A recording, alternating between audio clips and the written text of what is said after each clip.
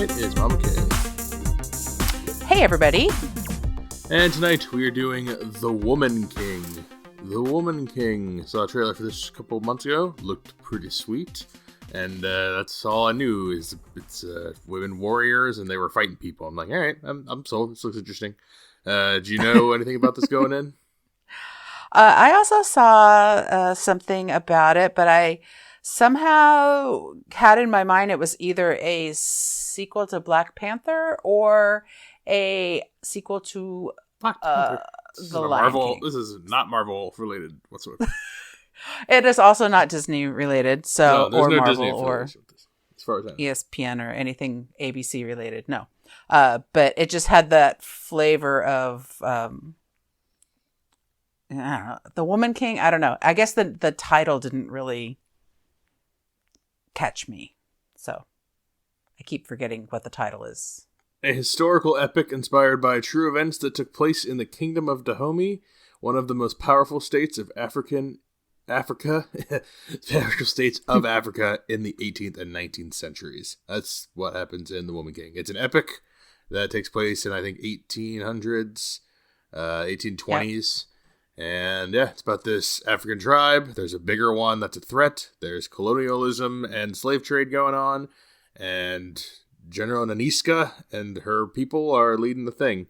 I guess I kind of already gave the synopsis, but we're going to go to spoilers like we always do. There you go. Yeah, so I'm ahead of the game already. That's the synopsis, the non-spoiler one. So if you haven't seen The Woman King, it's got like a 95 or 6 on Rotten Tomatoes. Pretty critically proof movie, as you can imagine.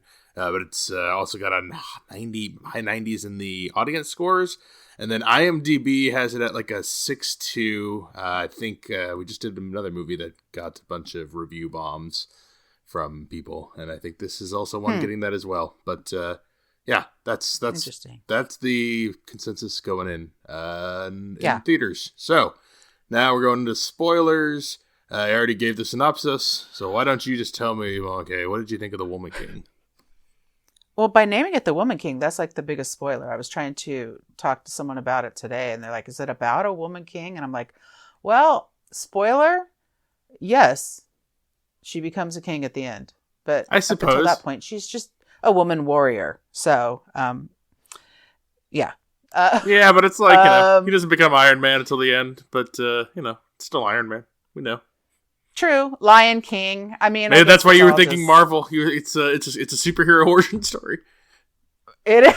But thankfully, it's not. I mean, because I don't like this. But you don't like those. I mean, it does have some people who've been in some Marvel superheroes. Lashana Lynch is one of the main characters, and she was in Monica Rambeau or Maria Rambeau. Yeah, one of the Rambos. Maria Rambeau in Captain Marvel. So, yeah. And we've got some Star Wars John Boyega situation going on. That's right. There's King Gizo. Cross-pollination. Was that his name? Gizo? Yeah. King Gizo. Gizo. Yeah. I saw this a few days ago. I tried my best with the names. I'm like, I got to remember the names. I got to do my best. And I think I got most of the important ones. So I think we'll see. Yeah. I have a cheat sheet for this one because I don't really want to keep saying the main woman, the older woman, the younger person, the really tough chick. That's not. I can usually get. So. I usually know names, but I don't. I'm so bad at pronouncing them that I opt out of them because I don't want to. I will waste too much time. But this is too much time wasted on this explanation. We've already done it. Yeah. Yeah. So I mean, I saw the previews a few times in theaters, and I thought this looks like a pretty good, action-y kind of thing in the vein of Lion King, in the vein though of like a gladiator that's like based on some history, but probably kind of fudges a little bit for us to keep interested or whatever. A little bit. Or Braveheart, that kind of thing. And I like both those movies. I like Braveheart a lot as a movie, actually. That's a good comp. So yeah, and it's big, and I like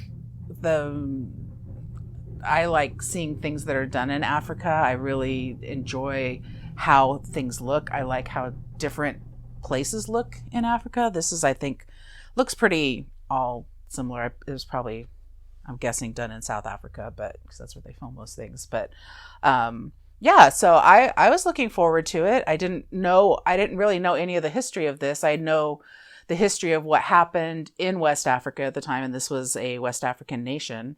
But I didn't. I when they first said the name of the state, I was like, I don't know, that sounds fake, but it's real. Oyo Empire and Dahomey, yeah. Oyo Empire, I'm actually familiar with, but this is all not the term Greek to me. It's a French to me. I don't know. This is all West African to you. Yes, I don't. I did not know any. I know this stuff happened. I didn't know any details. No names. No, none of this kind of stuff. This is where a degree in art history might benefit you. Just saying. That's how I know this information, by studying West African art. That's right. It all finally paid. This and when we did the dig about. I know. It's paid off in like two shows. It's all paying off. Yeah.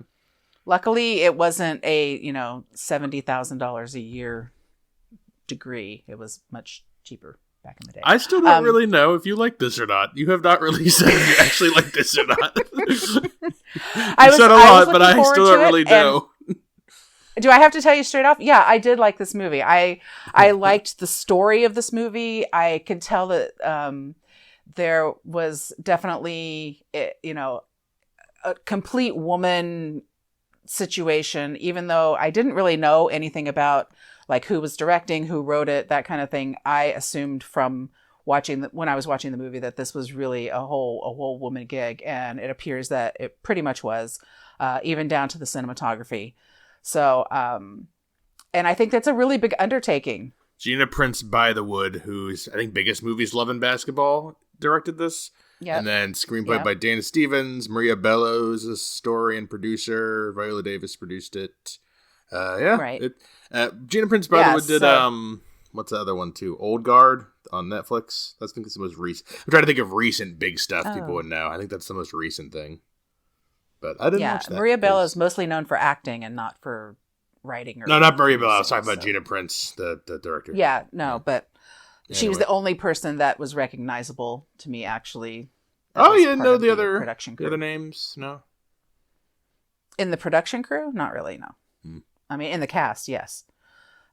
So I did like this movie. I think there's a lot of liberty taken about rewriting history a little bit, but I think that happens in these kind of movies a lot. It's pretty. I'm curious about the bend of why they felt the need to do it so, like grandly here. As far as. Because everyone knows about the West African slave. I shouldn't say everyone knows, but the West African know. I just didn't know the name. Like, I don't know names. And I didn't know the politics. But you know what's taking place at that time. And I know what the slave trade is. Yeah, and it's not just about colonialism. There was a slave trade within Africa that was, of course, the end result is that people were being colonized to other places. But there were people within their tribes and states within Africa that were taking advantage of their own people. And that's a little bit glossed over in this. It's a little bit, I don't know, homogenized and maybe, which is disappointing because that's a real nugget of something that you could grab onto and really, really talk about without this just being a woman empowerment movie, which is fine. I'm okay with that part too. All right. Did you like it? Yeah, I guess I haven't said. Yeah, I really like this. This is really good. I enjoyed it quite a bit. But I will say I enjoyed it. Like, it's gonna be a weird comparison, and I'll elaborate. I couldn't help but keep thinking of Phantom Menace when I was watching this. This felt a lot like watching Star Wars Episode 1, The Phantom Menace, the one with the battle droids and Qui-Gon Jinn and Jar Jar Binks. That's Yeah, I know what you're talking about, but I'm waiting for you to make the connection. So a lot of the best stuff, the movie starts with an action sequence, like an out of nowhere action sequence. We see these guys sitting around the fire with their shirts off and they're chatting it up, and then our hero emerges from the bushes, the general Naniska, and she's got her whole team, and then they just slaughter, and that's how the movie starts. And then for the next, I would say about an hour, it's like it's some world building stuff with our main character Nawi, and just Right. a lot of political dialogue, lots of politics in this movie, which I so much enjoyed. And I was so like, Yeah. the first scene is so confusing. It was like this big action scene, but like nothing was set up yet. So I was like, this is very like, I don't really know anybody yet. I don't really know. I'm assuming I'm cheering for Viola Davis here, but like nothing's been set up. And then, Right. and then the beginning of the movie starts, and 10 minutes in, I'm not liking it really much yet. I'm a little off put and confused. And then I kind of like warm into, I start to like enjoy the characters and stuff. And then I'm like, nothing's really happening action wise. And this trailer was Viola Davis with a sword chopping, Right. chopping the other people in half. So that's what we're looking for here. And I'm like, they put that scene at the beginning, because now we're going to just talk for an hour. And I'm like, okay, good. This is the stuff I want to hear. And I like our introduction to Izogi is like the main, like friend character. She's the goose, or I don't know. You know what I mean? Yeah. And then we get a couple other like novice characters, like other trainees at this place. And our main character's backstory. It gets a little melodramatic with, we're in spoilers, a mother-daughter kind of thing. I don't know why that was the choice. I'm sure they've taken a lot of liberties here, so I don't know if that's based in anything. I don't think that's really important, because again, in real life, these two nations are it's not as black hat, white hat as kind of depicted here. It's a little more complex, which is part of another prequel-y thing. It's a lot of political dialogue. The writing's a little stiff. The writing is a little stiff, and because of that, the performances feel a little strange at times. It's kind of structured like a Star Wars prequel movie in my head, but I kind of like it for that, despite those having negative connotation. I got a lot of other Star Wars-y feels in here, because it's an epic. It's told at the beginning. It has an opening title crawl. It had and it's told like an old like an adventure serial almost. Right. Yeah. I mean, I can see that from having the title crawl. I don't feel like, I mean, I don't know. For me, the comparison doesn't work just because I felt like The Phantom Menace was just really poorly done, poorly acted, with the exception of maybe a couple situations. And it's the writing that's similar. The writing here is kind of weird. Maybe it's just they're trying to make it written for back then, although it doesn't really feel like that either. It's kind of a strange I don't really know what it is, but it's very stilted feeling, all the characters. Oh, I don't know, it doesn't feel like that to me. It feels, I mean, I think there's a piece of it where, I mean, everybody's talking there. Sometimes it's difficult, I think, because everyone's talking with accented English, which they wouldn't be doing. They would be talking with either a native language or whatever their colonized language, probably French, I'm guessing, would be, or Portuguese is what they, I guess, kind of want us to believe in this movie. Is that who the other guys are? The colonizer characters are? Yeah, that's Portuguese? When they came and they start talking. Yeah, it's Portuguese. Okay. So, which possibly Portugal, Spain, France, England. They all had their hand. They all going on. Went places. Yeah. When I think of Africa, I think of France mostly. I think of France as like the Africa colonizer. Yeah, there are. I mean, there's a lot of French people who speak French in Africa, so I think that's a legitimate thing. But it's Portugal in this one for some reason. But I think that's part of it, is that sometimes I'm not. And there's also some native language that they do use occasionally in there too, and they don't necessarily explain what they're saying, but you have to know what they're talking about by the gist of what's going on. They do the right choice, what I think, which is most of the movie is in English, but to the characters it's Dahomian. I don't know what you would, is that how you would say that, Dahomian? Oh yes, that sounds right. They speak Dahomian. Is that what their language is? Yes, Dahomian. Okay, well that's what, like, the whole movie's in English, but like that's what you're like. When at one point the king says to the colonizer guy when he comes, he's speaking Portuguese, and he says, "Speak my language when you're in my kingdom," or something like that. Right. And I'm like, oh, it's like. Then they speak English. Right, but like it's like Hunt for Red October, where like at first they're speaking Russian, and then they do like a little like visual cue cut thing, and then they're speaking English. But we get the idea, like we understand, and I think they balanced. That they should still be speaking Russian at that point. I mean, in Hunt for Red October, so they should be speaking their native West African language, whatever that might be. and I don't know whether it's Dahomian language or whether there's a language out there, because they seem to be able to converse with the Oyo. I wouldn't think that they would all have necessarily. I mean, I think they'd have a shared base language. We're getting way too deep into. See, that's the stuff I don't know, and that's the stuff I want to know more about. But that's also part of the politics part. Like, Phantom Menace, all about the taxation of trade routes. Like, it sounds stupid and boring for a Star Wars thing, but that's actually like the kind of interesting stuff. And it's the same thing here. This is all about trade routes and like using. Are we going to use slave labor, or are we going to use palm oil? Which, again, palm oil nowadays not a super humane thing, but back then, like, this is. Like that compared to slavery, it's it's amazing. Yeah, you want to pick palm oil over slavery every time. I know, but I also like, and it's good because it creates all these morally gray situations where you could. And I said it went black hat, white hat a little bit earlier. It does ultimately at the end. We get we saw this. I saw this in a pretty full theater with Nicole, and there was a lot when we get to the end. Cheering, lots of cheering, fist pumping. Like, I know you're in Maine. I don't know if you guys got that kind of reaction, but there was hollering. It was a loud, enjoyable. I enjoyed it. I like when the crowd's like that, when it's a big blockbuster and everyone's into it and it's good. Like, it's. I love that. That I love it. Nicole's not so much into it.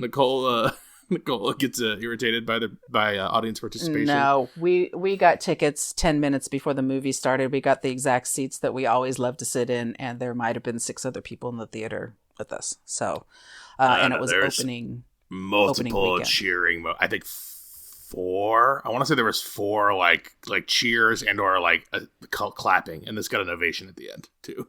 I could see where there would be. I mean, it's a movie where you really want to cheer for people, and even, I mean, Viola Davis's character Naniska is, she's not just the protagonist. She's a good one, right? Mm-hmm. But it's still, she becomes woman king of a country that decides that palm oil is really not going to be what is going to keep us, afloat, keep us a country. We're going to have to, keep making sure that we provide enough for the slave trade, enough people for the slave trade to keep this from happening. And I don't think that's clear in the movie.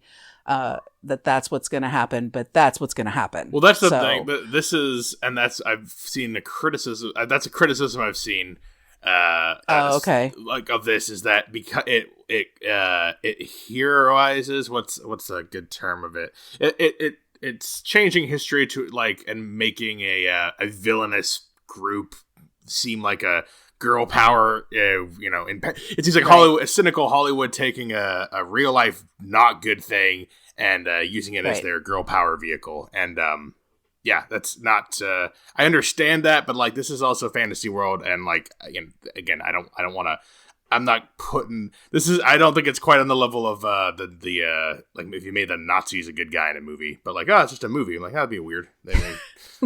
I think that's But the question you have to ask though is, why can't it be more truthful? Like, why can't you have these people that are conflicted like this? And because this is the world that they lived in, and this is because we need to cheer for people still live in. We gotta cheer. You need to cheer for people, but but are you? I mean, can you? Maybe you wind up making Nawi the bigger hero of the situation. She's a pretty good hero in this as well. Yeah. But we do know that we're cheering for Naniska. I don't know. But there's young idealism though, and Naomi's kind of also lost. Like she searches for like a longing because she gets kicked out by her husband because she's not like obedient enough, so she gets sent to the temple. Her father. I thought it was her new husband. She's like, I don't want this guy as a husband. So. Well, no, her father wants her to marry this person, and then she sasses off to the guy, and the guy's like, I'm not going to marry you. It's like, good, because he's about 27,000 years older than you, so that's a good move right there. Oh yeah. But then the dad takes her to this place and is like, you deal with her. This is part of what I like about the world around is like, and like our main characters when they're talking in political, like John Boyega, King Gizo, a good guy character in the movie, but he's he's also operating in the slave trade. We get the idea that he's not as bad as his older brother, the horrible older brother that we hear about, who is responsible for their mom's death and was apparently more of a tyrant. But he's still like a character who is willing to, they're a product of the situation they're in. And on today's eyes, anyone who dealt with slavery was terrible because we know that. So you can't. Yeah, it's hard to tell it. They're not given you're not given any quarter, but here you're suspended disbelief. But that's why I think they do as good as job as they can as being intellectually honest and saying that these people are still doing bad things, and by the end of the movie, not all has won. Maybe it's better than it was, but like it's like we have not succeeded. We get our fist bumping moments, but like the system that's still in place is still here. But we at least we want like heroic. We need like characters that like are like just regular people that we can cling on to.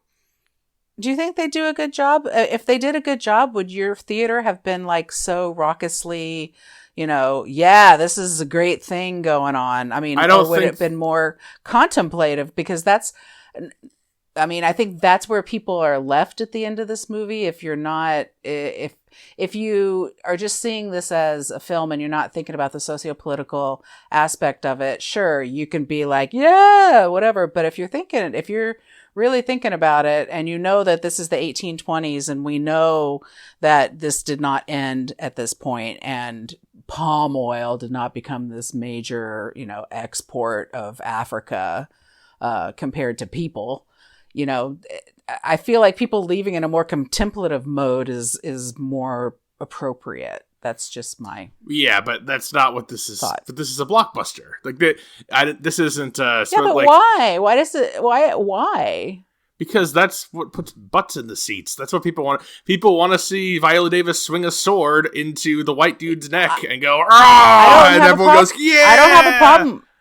Yeah, I don't have a problem with any of that part of it. But why does it have to be either or? Why can't she be this character that she is? But also, why can't we be a little more honest about what happens at the end of this movie? Okay, she becomes a woman king. That's a really super boss thing. Yeah. But why is there not a scroll at the end of the movie talking about how this is all great and everything? Well, because we don't want to bring it down. We want people feeling like they felt at the end of Top Gun. They want you with your head held high and feeling good. Like the day was won. That's not the same kind of story, though. That's not what the story. That's the thing. Is like this is all. That's part of the critique. Great and everything. That's part of the critique of some people given is that, and it sounds like you are too. Okay, well, is that then I'm. I guess you're on board with those people that... I guess I am. See, I am not. I think if you... I don't think reality should get in the way of a fun movie. And just I know. And you say that all the time. But the thing is they come to this movie, I believe, trying to make a point, and they can't fully make that point because the point they're trying to make is not the truth. And they're trying to make it the truth. That's what it feels like to me, is that they're trying to almost change the perception of what happened in these countries. And that's because I don't think I believe that this movie was not meant to make a point like that. I don't think, but I don't know if it was, I don't think it was to glorify these countries. I think they used I used real things and glossed them to use it as a vehicle to say, like, to be like, oh, look, see, women, black women, you can do it too. Like, this is your fighting movie. I don't know why you need that, but I'm sure, like, if you want, like, if this is your hero to fight for. Yeah, in real life, the person this is based on was a complex, morally gray character who did good and bad things. But I would argue that though she is the hero of this movie, she's morally complex. I just think by the third act, the filmmakers choose to lean into the Braveheart, into the Gladiator, into the, our hero will win the day over the mustache twirling villains who are the colonizers, and then the rival tribe, the big dude who was also, when we're in spoilers, we find out, and this is the part I critique, is the melodramatic, it sounds dismissive, but he and the guards at some point in her past raped her. And she had a baby and gave it away, and only that one woman knows. I'm doing the thing, but she, she's like a monk kind of character. She's the only one who knows, and we find out Nawi, our main. Yes. And we found out Nawi, our main character, younger character, that's the real daughter, and they have like a connection kind of thing at the end. And it just, to me, I'm like, it's a little too much. But then I'm like, but that's also very Star Warsy. This is very Star Warsy. This is all very. I'm surprised. I get the Braveheart and the Gladiator. I've seen those comparisons, and but like the whole time I was watching this, I'm like, this is fucking Star Wars. This is like, and that's why I'm enjoying it. At some point, you're gonna find out at some point that Naniska, the name, actually means mother. Is that what it means? Oh, exactly, like Vader. It's like I'm enjoying it like an adventure serial or like a big sweeping epic movie, and it's a little melodramatic with that stuff, but I think the rest of it's good enough around it. I had a very fun ride with this, and at the end, the fish. You want to guess any of the fist pumping moments? I think there were 4. I don't know. I felt like there was a lot that had to do with the knife on the rope kind of thing. That was pretty I like cool. that. The good callbacks. Chekhov's rope. Yeah, I don't know. I mean, all after a while, fight scenes for me are all the same. So I don't have a like. If you're gonna, like, the ending fights all bled together. Scene? Well, yeah, a little bit. It was, I don't know. It started to feel a little unbelievable that everyone, the same thing. Everyone's surviving all of these terrible, awful things and wounds and all of that. Well, we have to make sacrifices. We have to kill off Izogi because we made exactly the one that we were supposed to. Exactly, the one everyone likes. Because I was like, right. As soon as she started, I'm like, oh, I like her. I'm like, oh, that means she's gonna die because she's the one that people like. Like, that's what you got to do. Well, yeah, and I couldn't decide at first whether it was going to be the Lashana Lynch's character or whether it was going to be, like who you call like the Buddha or whatever, Amenza. No, she's not the Buddha. Lashana Lynch's character is not the Buddha. Amenza. No. Amenza's the Buddha. I was going to say I couldn't decide which one of those was going to be the sacrifice. Because, oh no, it had to be Lashana Lynch because she's in the line of fire. Right, and she's she's cool. Like she's cool. The other one's like cool. Fun.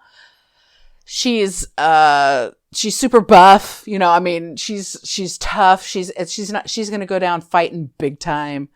And that's what happened. I don't know. What was did you have a favorite fight scene? Oh, I like. Guess? Well, the guy getting drowned in the ocean. The guy getting drowned in the ocean got some of the. I was like, I haven't heard cheers this loud since Captain America picked up Thor's hammer. That was the last time I heard cheers. Last time I heard cheers that loud in the theater when Rafe Fiennes' nephew is getting the shit beat out of him in the water by the freed slaves. I was loving it. Nicole was rolling her eyes because she just doesn't like when the audience gets on. She's just like not into it. But like I was loving it.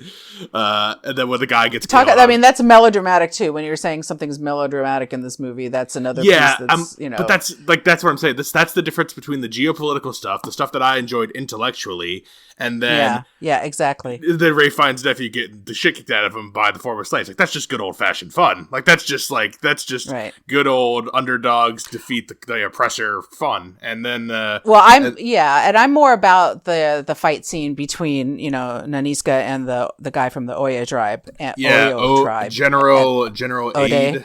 Yeah, Obe Aid. Yeah. So that's the second clapping moment when she gets him. And then the coronation ceremony, the medal ceremony, basically.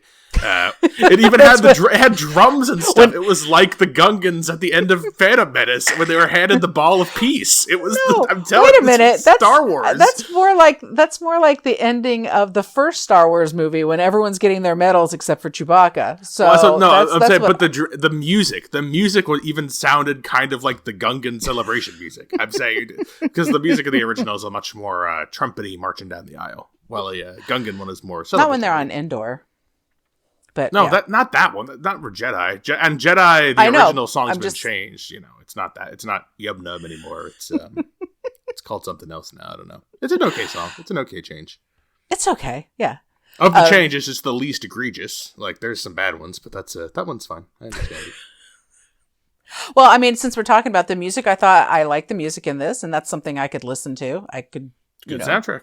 I liked what was going on in the background, and it lent to what was happening on the screen. I'm impressed that they were able to make this movie the way that they did. I'm sure this was mid-COVID or maybe even late-ish, maybe as we were coming out of, lockdown, November to get that many people.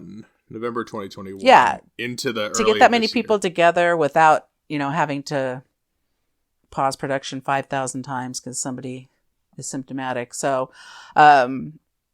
pretty good. I'm liking that. I didn't feel like COVID was a thing, which a lot of movies that we reviewed, that's a thing for me. Like, I feel like COVID is a player in these things, and it just didn't feel like that in this movie. I didn't really think about it, but they do. If you think about it, just like in the prequels, they do spend a lot of time sitting in rooms, like just talking. Like that is a lot, and even like the action sequences. Oh my God, Brennan, you're taking this to the extreme here. Even the action sequences, it's Jedi training in the temple. Like it's just like it's so. Well, they have to do training. Any movie where they're doing this, they have to do training. It's not just Star Wars. I mean, I know, but I'm saying that if that were the only comparison, then I would agree with you. I would be reaching, but there are more than that. There are many. The comparisons are many. I like the costumes. I like all of that's going on. What about the half Dahamian guy?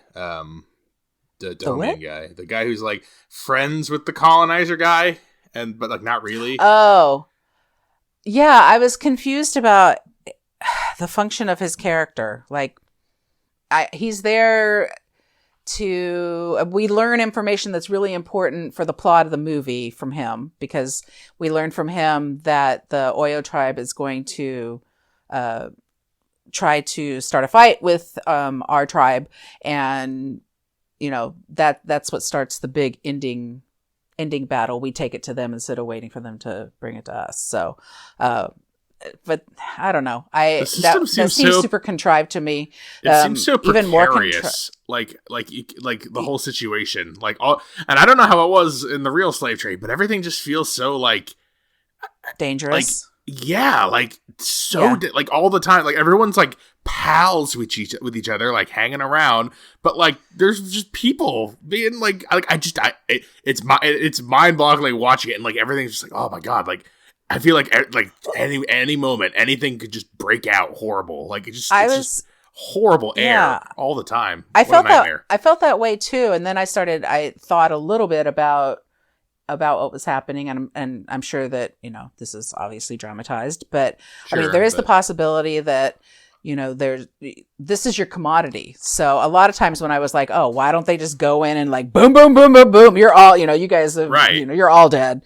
But this is your commodity. So you want to, keep that commodity as available as you can. And that's the less people you're going to have to go and try to colonize and try to, take over, the better. If you already have people, you want to keep them healthy and well enough to, move on to sell them to the next people, so that you're, keeps everything going. And then there's people this is the whole issue of selling it, like feeling like you're selling your own. That's how that's how they put it about right.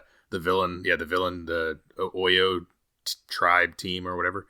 But everyone's doing that, and that's the piece that they kind of gloss over too much. That's the thing is they had to pick a good guy, and they were like, I guess Dahomey's better than Oyo, so we'll make them the good guys. I think that's kind of how they had to be like, who did it less? Who did it less harshly? Or I don't even know if that's how they picked it. Maybe I don't really know. But that's the stuff. Well, I mean, if the story they wanted to tell was the Woman King, we knew who had to be the good guys. So it automatically made the other tribe the bad guys. So that's okay. I think this is made. The cynical part is we're gonna make all the money off of, because this is the hot thing to do right now. And then the non cynical version, which is probably the also more accurate and like good version, is like, we want to give like a nice woman empowerment story, black woman empowerment story. That'll be nice. I don't think it was a we're trying to make false heroes. Like, I think it was more of a convenience than a malicious, like, rewriting of history. I don't think that was the intent. Okay, well, I don't think a malicious rewriting was the intent at all. No, that's what I'm saying. I think the reasons to make this were either cynical cash grabbing reasons or actually genuine. I want to make a empowering story. I don't think it was. Yeah. I want to rewrite history for these people and make it look like things were not what they were. No, I think there's a big part of it where it's like, okay, women working with women, telling a woman's story from mostly a woman's point of view. I mean, we still had to have, men involved because there was obviously men involved. But I think that is the point. But my disappointment comes from not being able to like do that in a more honest manner. If they're as slave trade happy as the other people in the movie, then then it is harder to write them as the heroes that they are portrayed. So we have to. Yeah, I know, but why? We gotta work. Yeah, we gotta but work why do you need a whole? If these women Amazons, what do you need them for? What you need them for is to go and take over other weaker tribes or cities or towns, and no, take we need their them people, for palm oil sales.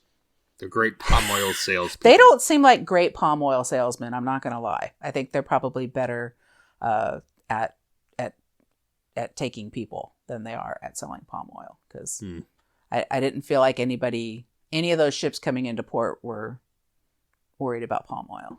So, really disagree. what did you think about the acting? Because you have Viola Davis, who's a juggernaut, and I stand by the writing is stiff, and that kind of holds the performances back a little. I think everyone's like blockbuster good. I don't think I know this will probably get some Oscar nods for acting, but I don't. Yeah. It didn't feel Oscar good to me. It felt blockbuster good, which is still good. I don't think anyone was. None of our principles were bad, but they felt more larger than life, kind of fun, not super. Yeah. I think that's probably true, and I think you're right about getting the Oscar noms. Yeah, I think they will, and they're not bad performances. I'm not going to be like, oh, that's terrible. I'm like, no, they're good. They're just they all feel. Yeah. Viola Davis feels like a more big actiony role, which is not like the typical Oscar-y thing you'd think of, but. Yeah, and her character would need more. I think the part of the reason to bring in that other part of the story about having the daughter is to try to bring nuance into her character, and I'm not sure that it really worked as well as they were hoping that it would work. I think the performance by the younger girl as Nawi was probably better for me. I felt Nawi, like she's the best. Yeah, acting. I would say she's the most. Yeah. Like traditionally, like good.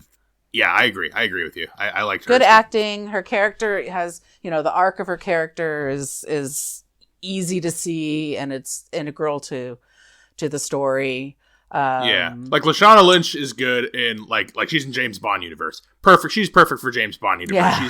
She's perfect. Yeah. Wink and nod. Good. And then Thuso Mbedu as Nawi.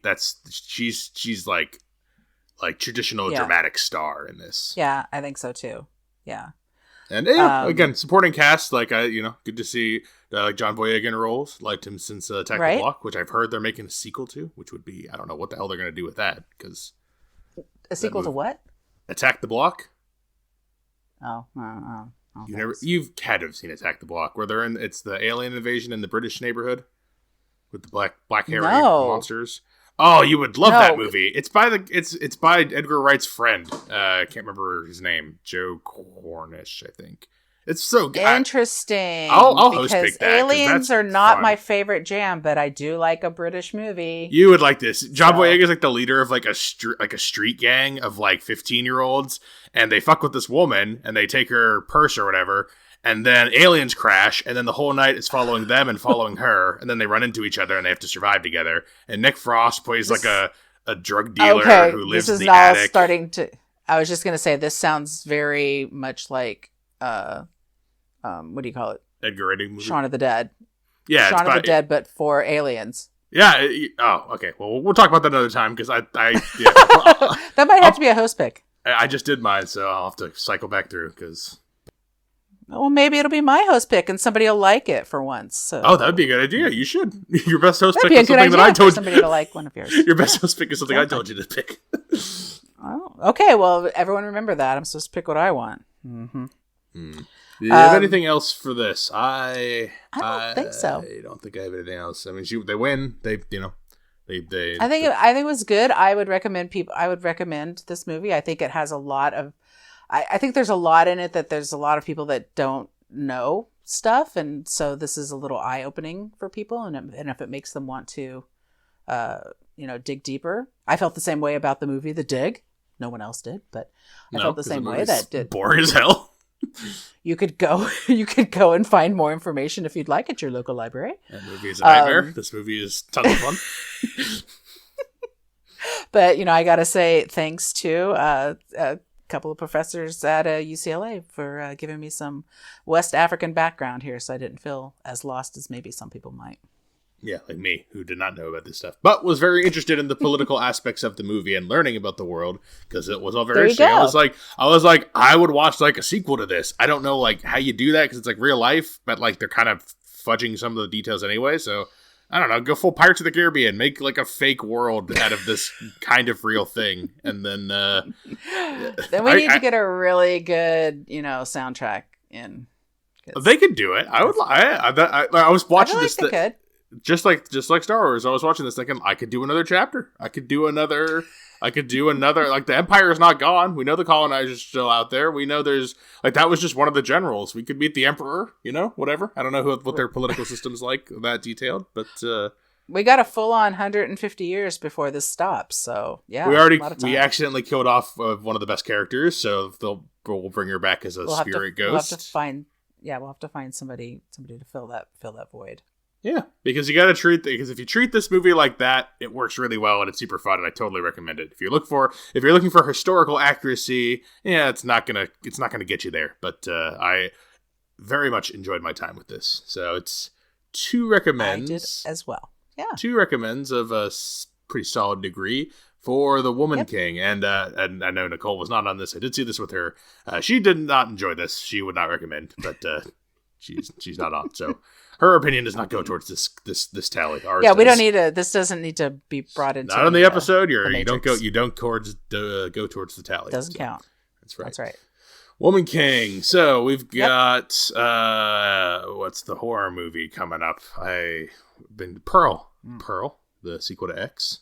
So that'll be good. And then I don't know. We got more September. We're going to be doing the Harry Styles movie pretty soon. Oh, that's right. Exciting. Yeah. Did you see the Rotten Tomato scores darling. Out? Did you see the Rotten Tomato scores out?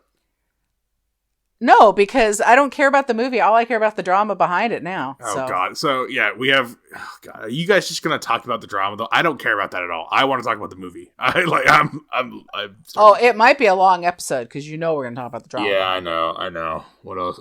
Blonde, Bros, Amsterdam, Till, Tar. That's a meaty schedule. Those are all. I want to see all those. Blonde, I don't really care about that much. The other 4 though, that's all. I heard a rumor that Blonde might not get released. Did you hear this? Yeah, we'll have to do another show where we go through this stuff. I've been thinking about. I hope not doing it.